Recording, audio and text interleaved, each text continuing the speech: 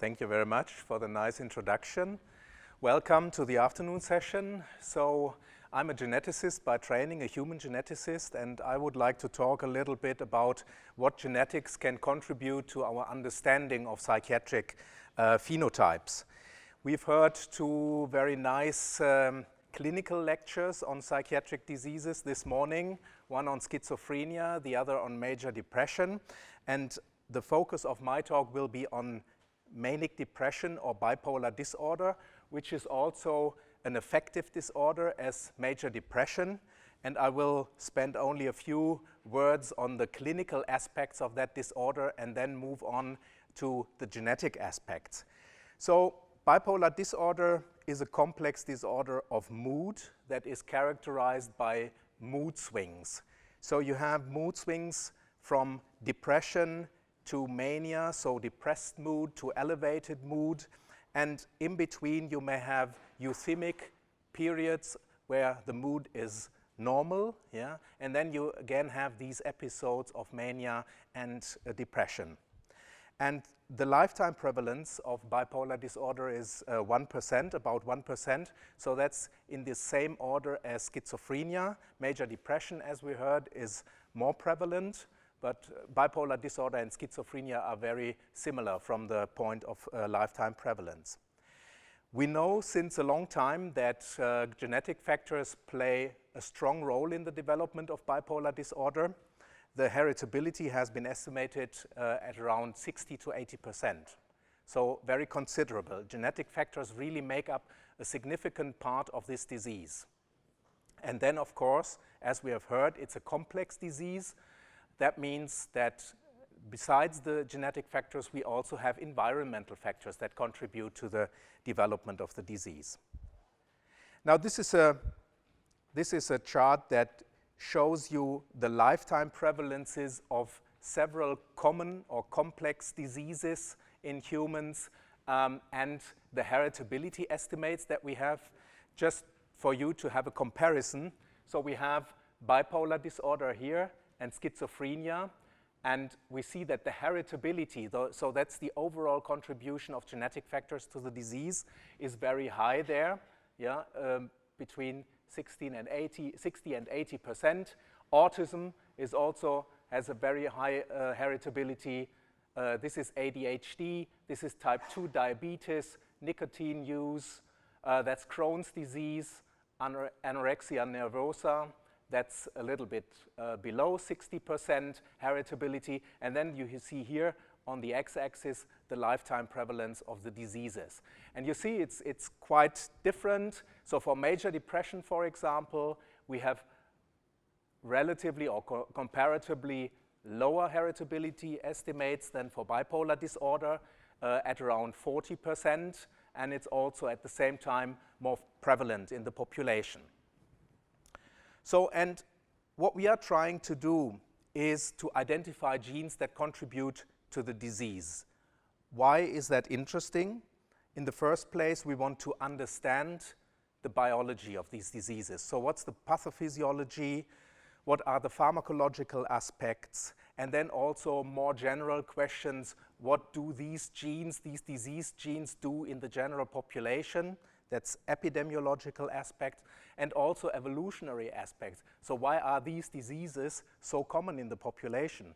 Why are schizophrenia, bipolar disorder that seem to be so negative for the individuals that have these diseases? Why are they so frequent in the population? You could think that there may be negative selection factors that select these diseases out of the population. That doesn't seem to be the case. And these are also questions that genetic may be able to answer in the future. All right. So, and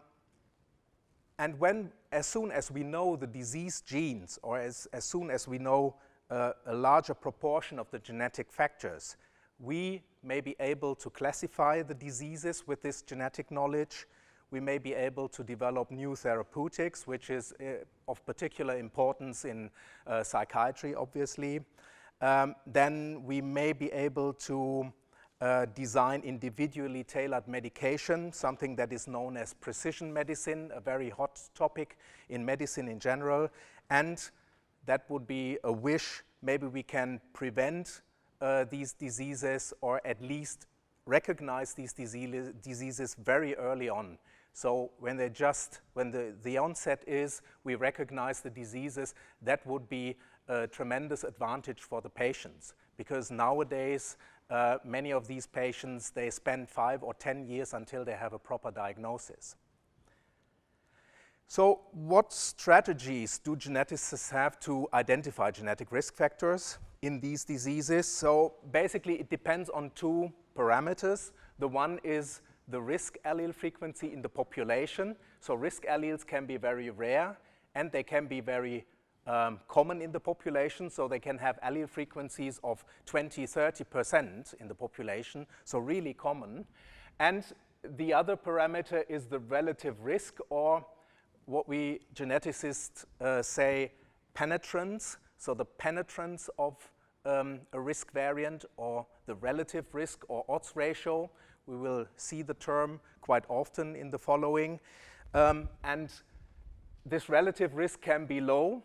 So the risk variant with a low relative risk contributes only very little to the disease, or it can be relatively high.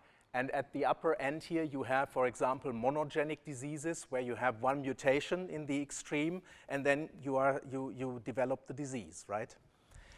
So, and we have basically 2 strategies to answer these questions. So the one group of genetic risk factors we think that is important are the common variants that have a low penetrance or low relative risk. And it would be best to tackle these variants by patient control association studies. That is the major strategy there. And then we have, on the other hand, the highly penetrant mutations, and they are most promising to identify in families with the disease, where these mutations with high penetrance segregate. And then we have, of course, also something here in between the common low penetrant variants and the highly penetrant rare mutations. And this is also something that we may be able to detect using the strategies that I will show in the following. So we have made major progress, I would say, during the past 15 years or so. So after the completion of the human genome, we know how the genome looks like. We have a better understanding of the variability of the genome. And we have developed technologies to analyze the variation in the genome.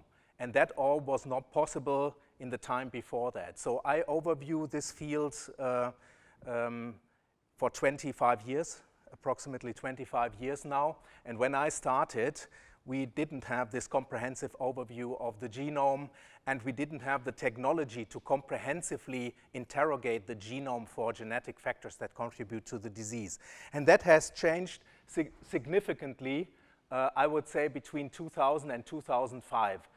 That was when the human genome, or the results of the Human Genome Project came to effect, and several methods were developed at that point, such as microarrays that allow us to interrogate single nucleotide polymorphism, so a very common form of genetic variation in the human genome, in a very comprehensive fashion in many individuals at the same time, highly parallel fashion.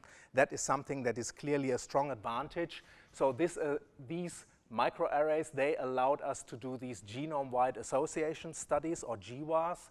They also allowed us to look for copy number variation in the genome, also a very important form of genetic variation that also contributes to psychiatric diseases and other diseases. Yeah, and nowadays, a little bit later, next generation sequencing methods came to effect, and that is a very strongly developing field, obviously, and we need sequencing in particular to identify rare variation in the genome that we cannot interrogate with the microarrays. So I've used the term already, GWAS. That is the technology, I would say, to identify common variants, common disease variants with a low relative risk, Yeah, and these GWAS have been used since about 10 years now, and that has made major progress for many, many complex diseases. And the same is true for psychiatric diseases. And we have performed the first GWAS in bipolar disorder. That was published in 2011. You see there is a huge list of co-authors, and this is also typical for these genome-wide association studies. You need many, many patients and controls in order to have appropriate power with these studies, statistical power. And so you need many clinical sites who collect these patients and pool these patients into a single analysis. And that's what we have done here. So we had in the beginning, as a first step, we did this genome-wide association study with these microarray chips. And we had a relatively small number of patients and controls only, 728 patients, 1,300 controls. And these came from different sites in Germany, basically.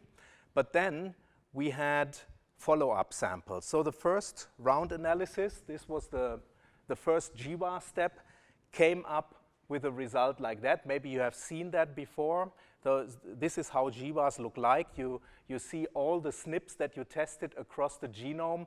You get a p-value for all these SNPs, and the higher the dot in this graph is, the more significant this SNP is. And usually, because we are doing a lot of multiple testing in these studies, we require a very rigid threshold for multiple testing, and that would be somewhere up here. So in this first analysis, we didn't have a single SNP that was, as we say, genome-wide significant, because we have such a burden of multiple testing there. But we had a few promising regions, and we had extended samples that we could use for following up these initial results. So these are all individual samples that we used afterwards. So they came from different European countries: Spain, Poland, Romania, Russia, France, Iceland, but also from abroad, Australia.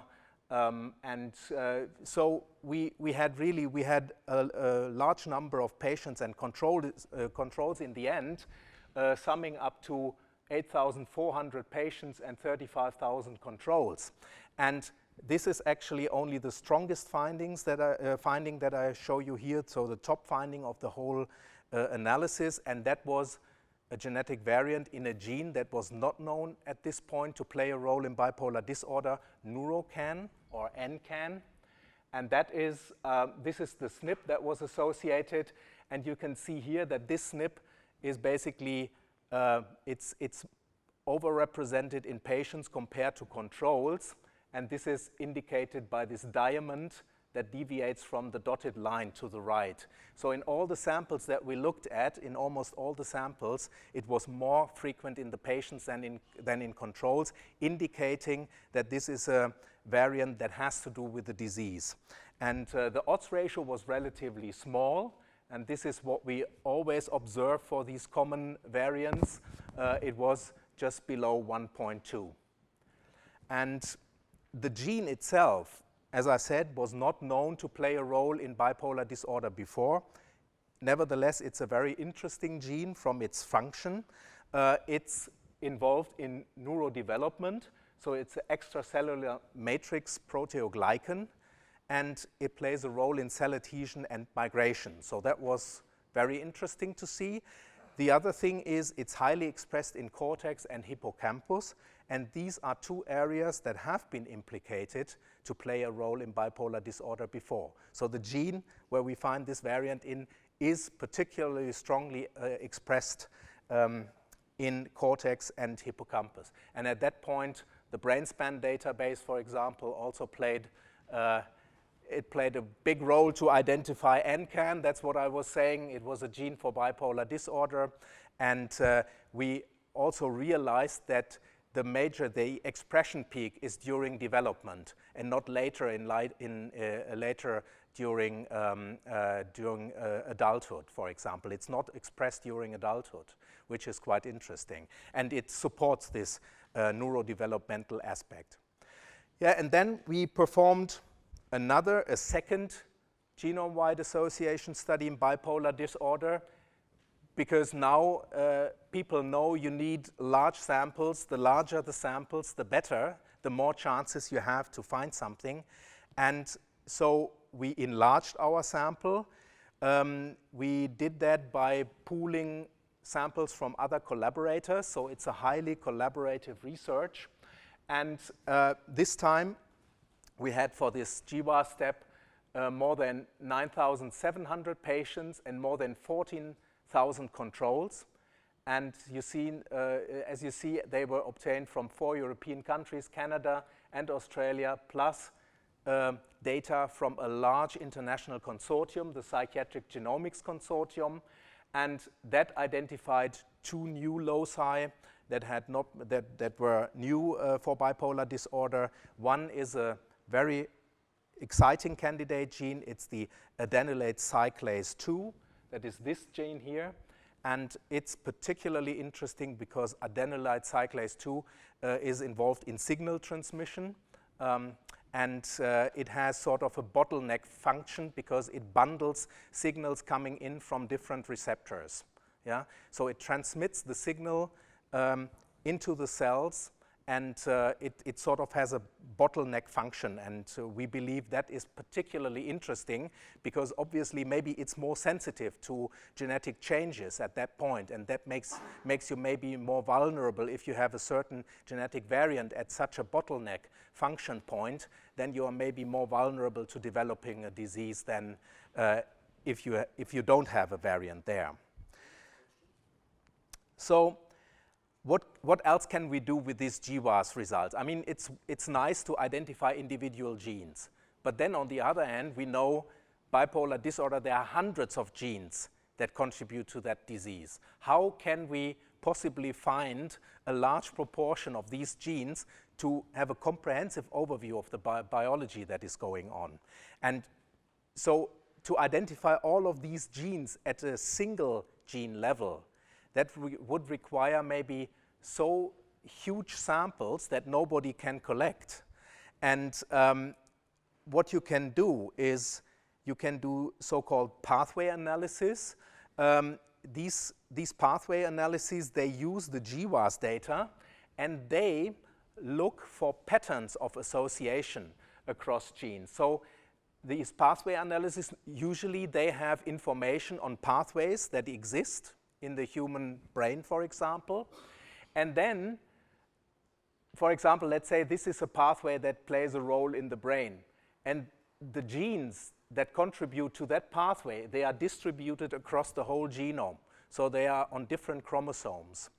And now when you have GWAS results, these pathway analysis programs, they would check whether they find in these genes that are scattered across the genome, whether they find evidence for association in these genes. Maybe modest association, not as strong as you would require for a single finding, but they see a pattern there, these programs.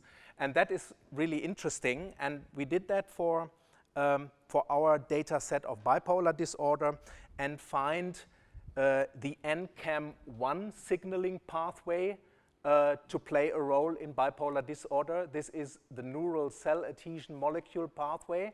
And this is, in fact, a pathway that plays a role in neuronal development, synaptic plasticity, and regeneration. And so this is unpublished data. We are just in the process of publishing it now. But this is, and you see here the yellow arrows indicate genes within that pathway that show evidence for association. Yeah? And this is detected by the pathway programs. If you look at the individual gene level in the GWAS, the significance is maybe too small to go beyond this threshold that we have in these GWAS analyses. So what else? The question is, how can we intelligently exploit GWAS data? And one other thing that you can do is, in particular, in order to get rid of this high threshold of multiple testing burden that you have due to this multiple testing that we are doing in the GWAS, you can cut out certain parts of the genome that you think are more interesting or more relevant to the disease. And what you can do is you have, I mean, that's what people did already 20 years ago. They had candidate gene studies. They had a particular gene. They thought that might play a role in bipolar disorder or in schizophrenia. Let's test the 1 or 2 genetic variants that we know in these genes for association. That's what people did. And now you can do it for certain classes of genes that you think are particularly interesting for the disease. So what we did here is coming back to how can we use the GWAS data. Here we looked at the influence of microRNAs on the development of bipolar disorder. MicroRNAs are small non-coding RNAs. Some of you may know these classes of RNA. They are very interesting. They seem to be involved in basic mechanisms underlying brain development and plasticity. And there are also preliminary findings that they play a role in the pathogenesis of psychiatric disorders, including bipolar disorder. So what we did is we took the GWAS data and say, okay, let's look at all the microRNA sequences and the variants that are located within these sequences, and let's cut out the rest.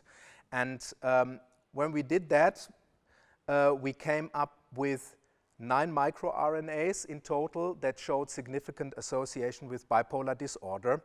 And we thought that is quite intriguing, and it obviously indicates that these microRNAs or specific microRNAs are also involved. They also make this link to neurodevelopment and regulatory processes. And yeah, that is quite intriguing and may in the future also give options for a therapeutic approach. If it's a dysregulation of some aspects that lead to bipolar disorder, maybe you can, by a therapeutic approach, regulate it again. And but that is something for the future. It's just to show you that it can be interesting to have a specific hypothesis and go with this hypothesis into your GWAS data. Now, the question is always, people have been doing GWAS since 10 years or more now, and there's always the question, is the time of GWAS over? People have identified some genes, and it seems interesting, but it's also clear it's not all. So GWAS have not detected everything. There's much more to detect, but can GWAS detect more, or do we have the sample sizes to do more? And so we think the time of GWAS is certainly not over. So people should really try to further increase the sample sizes and to get more information at the common variant level with regard to the disease. And this is an example from the large Psychiatric Genomics Consortium schizophrenia analysis. That is sort of the best analysis within all these psychiatric phenotypes that are investigated in this consortium. Schizophrenia had the best results so far, and this is from the latest release of this consortium, and it showed 108 associated genetic loci. And that is, I mean, that is really for people who have been following the field of psychiatric genetics for a while, that is really wow, because there's such a long time where people didn't find anything that was sort of stable in psychiatric genetics, no genetic association that really were considered to be consistent. Yeah, people found something, then it could not be replicated. It was such a struggle, and now to have more than 100 loci that are definite and that don't go away is really fascinating, and it shows also the success of GWAS. And the further we increase the sample size, the more loci we will find. The estimation is that there are approximately at least 1,000 genetic loci, if not more, that contribute common gene loci that contribute to schizophrenia. So there's a lot more to discover, and a lot more needs to be discovered before we have a comprehensive overview of all the biological processes that are involved in schizophrenia. At the moment, we have the tip of the iceberg, but there's still a lot to discover. This is one example from this large analysis that I wanted to show you. It's one of the association findings there among these 108 loci is the dopamine D2 receptor. And that is a fascinating gene because it's known to be a neuroleptic drug target. So many of these drugs, they act through the dopamine D2 receptor. And it is nice that genetic variation in that receptor was found through the GWAS now to play a role in schizophrenia, which really confirms also that GWAS has the potential to identify genes that are interesting as drug targets for the development of new drugs for schizophrenia or other psychiatric diseases. Because that is also one major question that we have. The genes that we identify, can we use them to develop new medication, which is really urgently needed in psychiatry. And so the detection of the dopamine D2 receptor, although it was known already that it plays a role because it's a drug target, yeah, it's very nice now, and it's a sort of confirmation that GWAS really works and that it has this potential to identify druggable targets. Now, as I said, many groups worldwide are now trying to increase the sample sizes and do larger GWAS in order to identify even more loci contributing to schizophrenia, bipolar disorder, and other psychiatric diseases, and in general to complex diseases.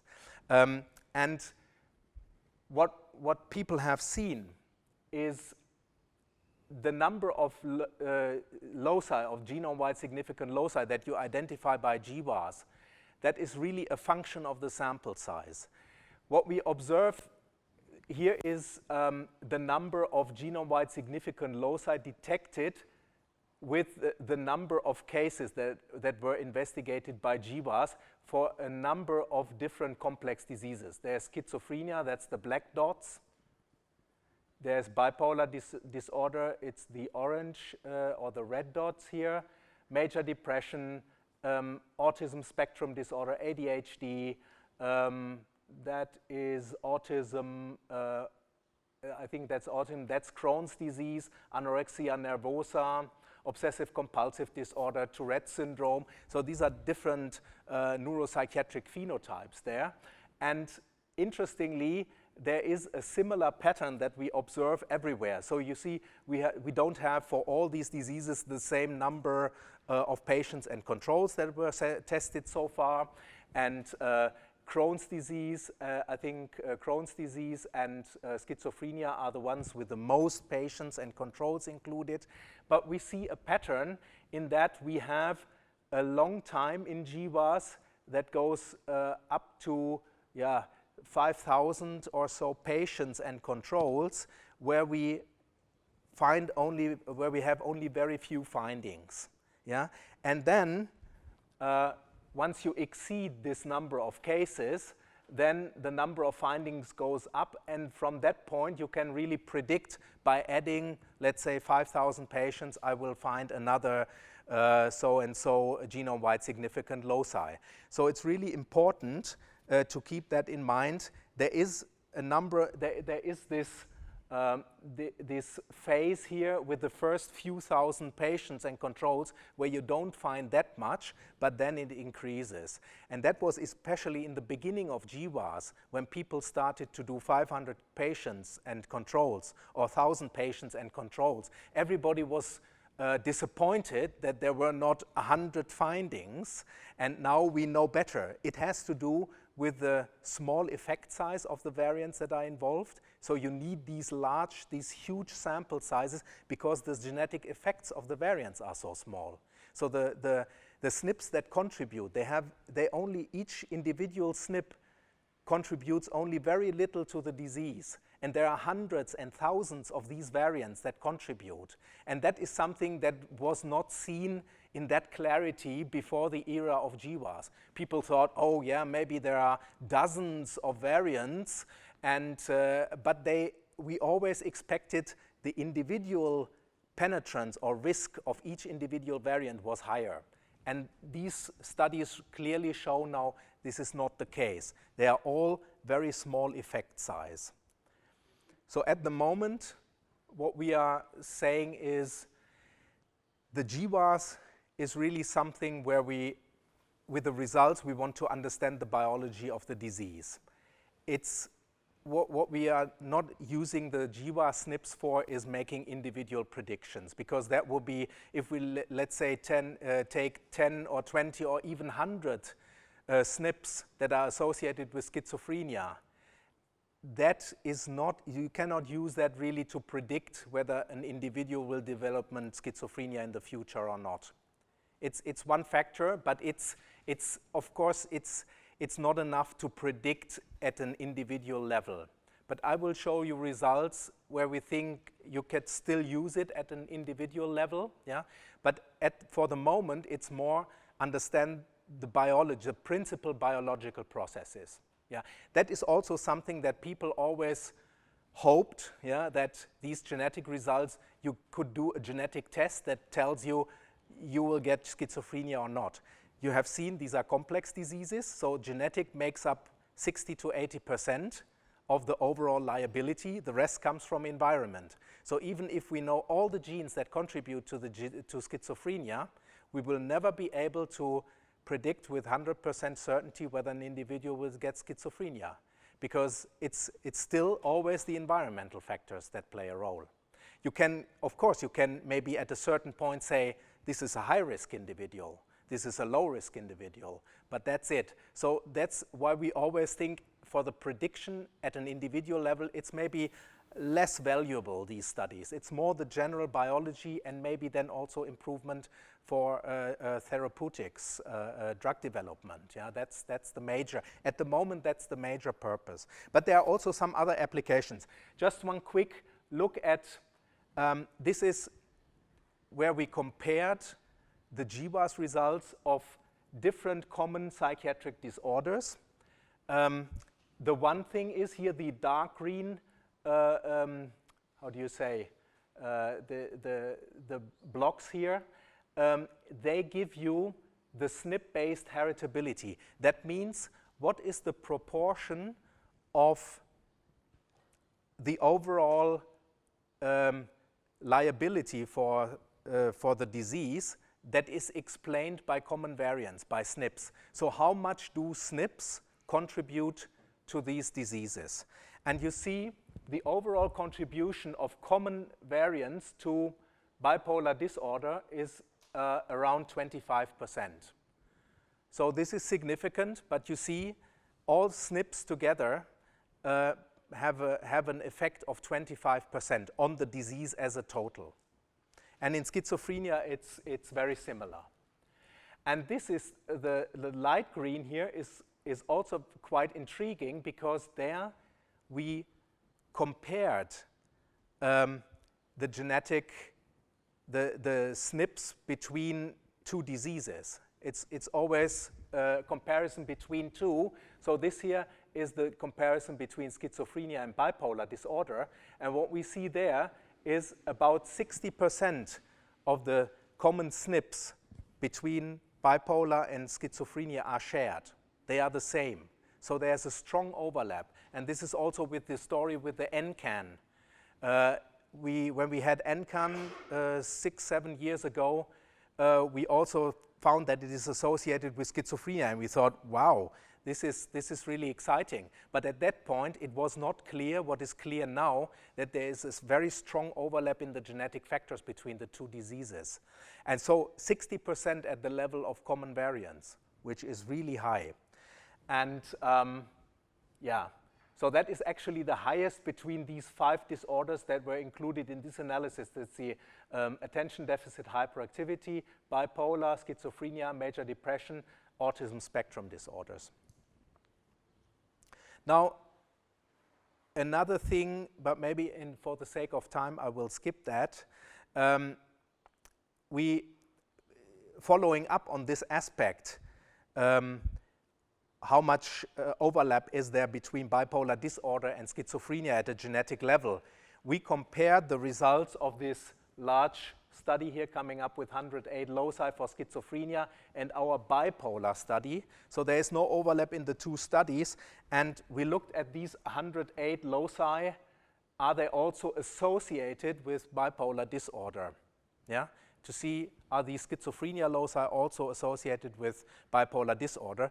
And what we found is 22 of these 107, so there was one locus where we had two independent variants in the same gene, 107 in total. 22 of 107 were also associated with bipolar disorder. Of these 107 schizophrenia loci were also associated with bipolar disorder. And that is much more than you would expect by chance.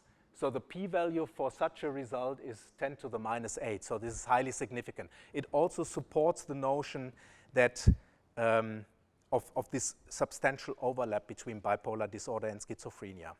And these are some of the genes that were both associated with schizophrenia and bipolar. And we also did a pathway analysis with these factors to see, do they fall into particular biological classes. And so the strongest result was for synaptic long-term potentiation. That's where these genes play a role. And glutamate receptor signaling, there was not something basically new compared to the individual pathway results that we had from schizophrenia and bipolar disorder already. So wrapping up this common variant part, what GWAS have added to our knowledge.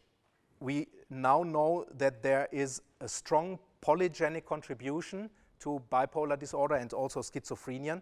That means there are many, many common variants that contribute to these diseases. They all have a very small effect. So there is no variant that has really that is common and has a stronger effect. That's why people did not find them in the past, like 20 years ago.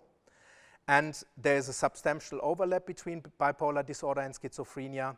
And the impact of common alleles, that's very similar for bipolar disorder and schizophrenia. Around 25% is the contribution of these common alleles to the overall disease.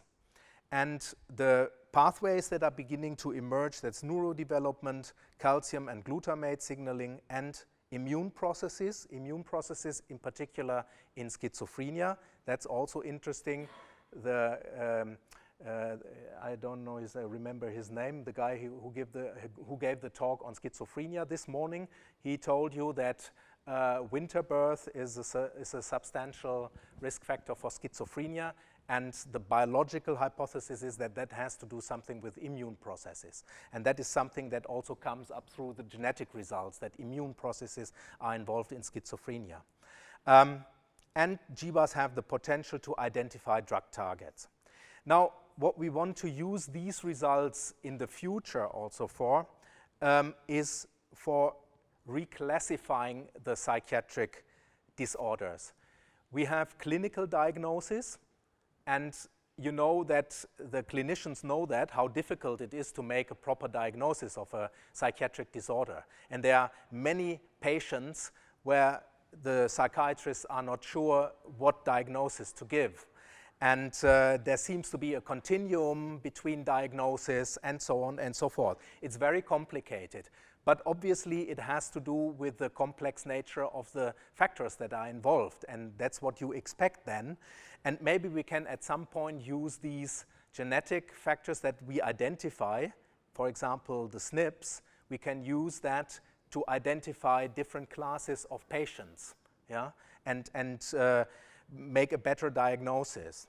And this is also called reverse phenotyping, so coming from the genetic results and trying to get more information on your phenotype again with the genetic results. So you start first, for the genetic result, you start with the phenotype, but you only have the clinical phenotype at that point.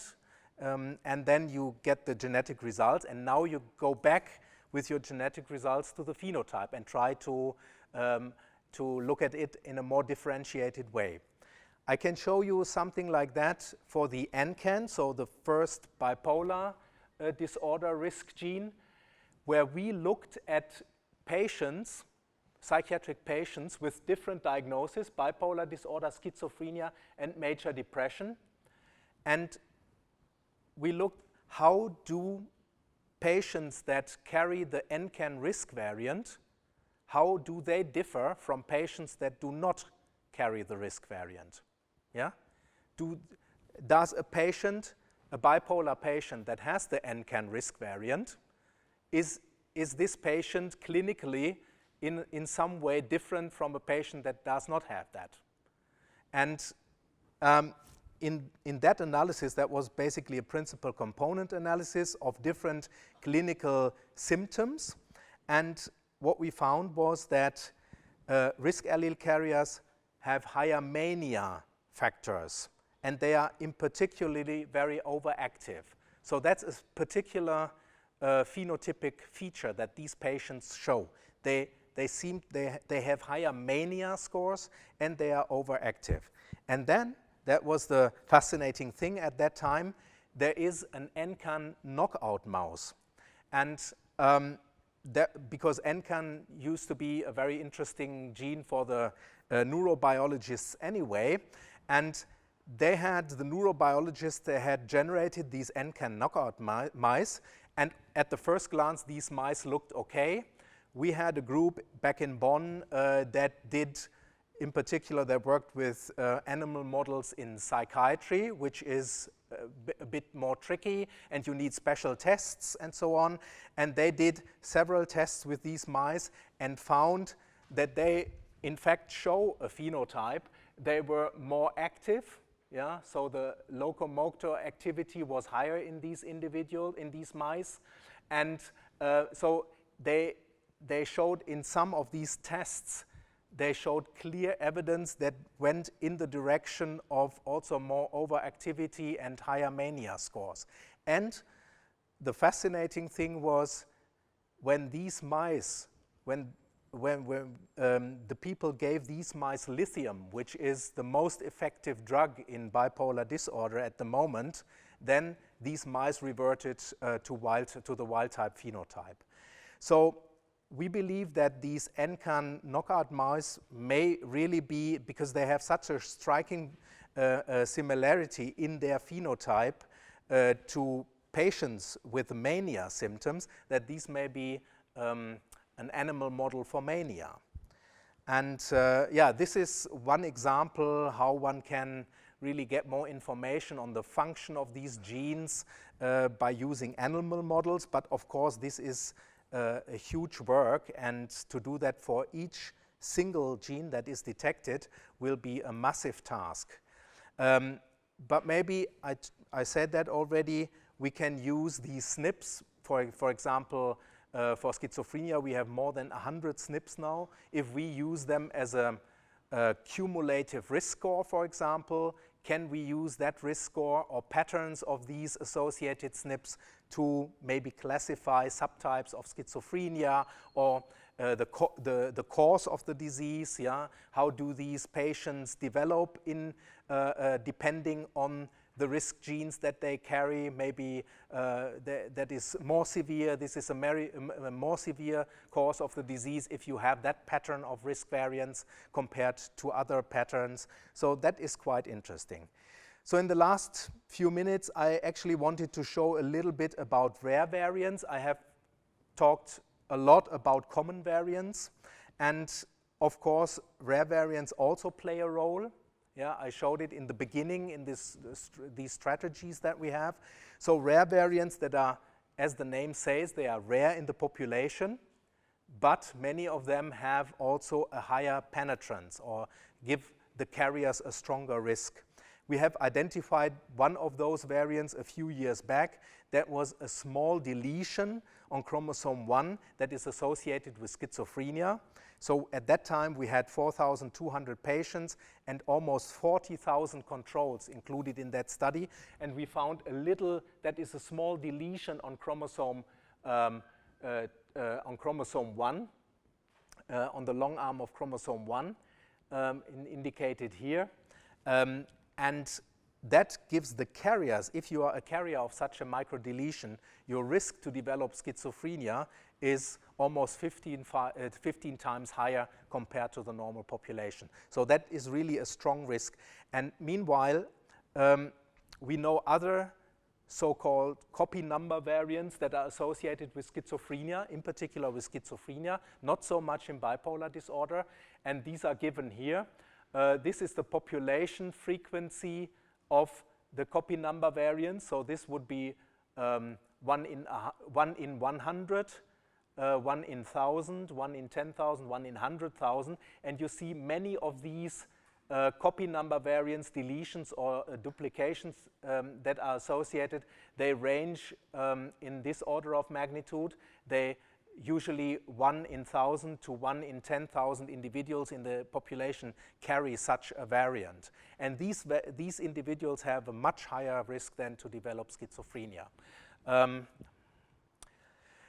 then what we are doing now is more and more trying to identify rare variants at the single variant level. So the CNVs can be detected by the microarrays that we use for the GWAS. But the rare variants, point mutations, basically, they have to be sequenced. And this is one example, also published that a while ago. It's about an interesting candidate gene in bipolar disorder, the tryptophan hydroxylase 2 gene. Actually, it's a gene that converts or that produces serotonin in the brain. So it's a very interesting candidate, actually. And at that time, we identified by resequencing a relatively rare, not really rare, it's a low frequency variant in that gene, which gives rise to an amino acid exchange from proline to serine in position 206. And that co-segregated in a family with bipolar disorder. So the carriers of that variant, they had a higher risk in that families to develop bipolar disorder. And that was very interesting because we also did functional tests for that variant. It's a functional variant, and this is a variant that decreases the stability and solubility of tryptophan hydroxylase 2. And so that really leads to reduced serotonin production in the brain. And that is, of course, that fits with observations in depressive patients and in suicide victims where you have clearly less serotonin in the brain. So that is something where evidence from different angles came together. And at the moment, we are looking at more families, so these are just the pedigrees of the families to show you where we are not looking at one gene only, but where we are doing exome sequencing. So we are sequencing all genes across the genome, not the whole genome, but all the genes in the genome, and try to identify variants that segregate in these families. And of course, the major challenge for the future is how can we make sense functionally of these variants that we identify?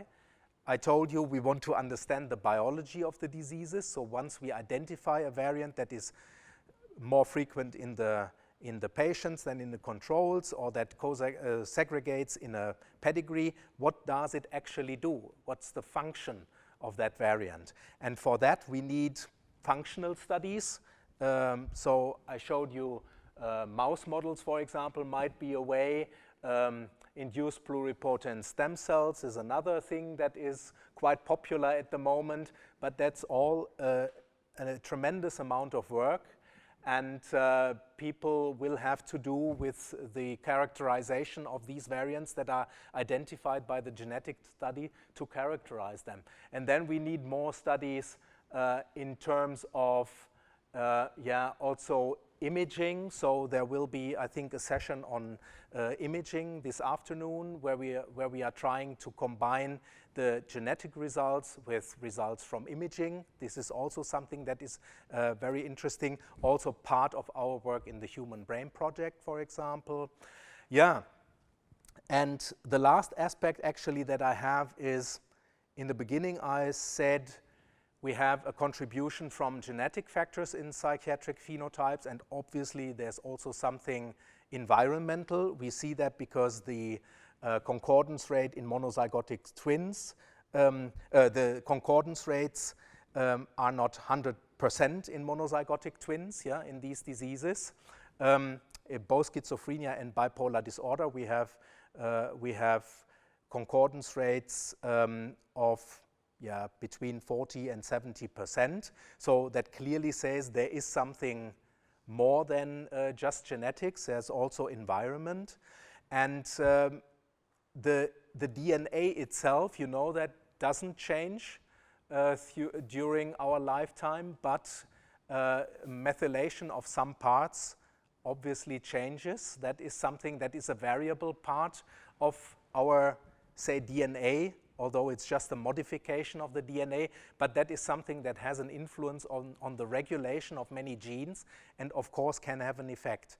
And this is a very old paper from 2003 from Science, where people found these epigenetic differences that also occur in monozygotic twins. So monozygotic twin pair at the age of 50, they have differences in terms of their methylation pattern, for example. And there is this famous study from, this is what I wanted to say, this famous study from 2003 from Science, where people looked at the effect of variation in the serotonin transporter gene. There is a promoter variant in that particular gene, a short and a long version of the promoter, which leads to different amount of serotonin production in the end, of serotonin transport in the end. And then they tried to correlate the genotype at this promoter variant with the probability of suicide ideation and attempt in patients. And when the patients did not have any what we called what they called life events, no stressful life events, then they could not see any association of a genotype with the probability of suicide ideation and attempt. But the more stressful lifetime events the patients had, obviously then something changed, and the effect of a particular genotype was very high, namely the short genotype of this promoter variant. These individuals, all of a sudden, when they had a certain number of stressful life events, they had a higher probability of developing these suicide attempts or ideations. That was something that could be, I mean, one has to be careful, but that is something that could have to do with methylation changes that that arise from stressful life events. That could be something that the environment does to our genome.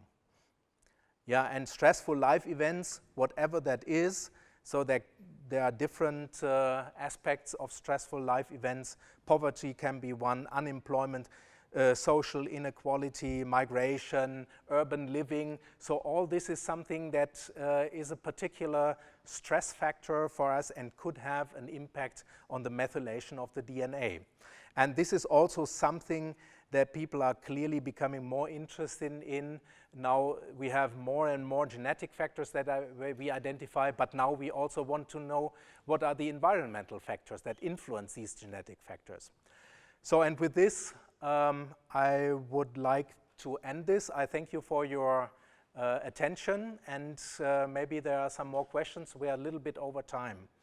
Thank you.